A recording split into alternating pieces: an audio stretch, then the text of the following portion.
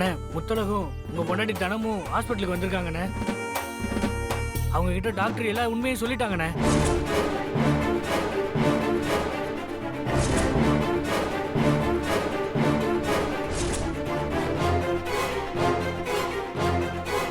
எப்படா? இப்பதானே அண்ணே முத்தழகு இங்க தானே இருக்காங்க. உங்க பொண்டாட்டி தனமும் இங்க தானே இருக்காங்க. அண்ணே சீக்கிரம் வாங்கண்ணே, ஏதாவது பண்ணுங்கண்ணே. டேய், நான் சொல்றத கவனமா கேட்டுக்கோ. சொல்லுங்கண்ணே.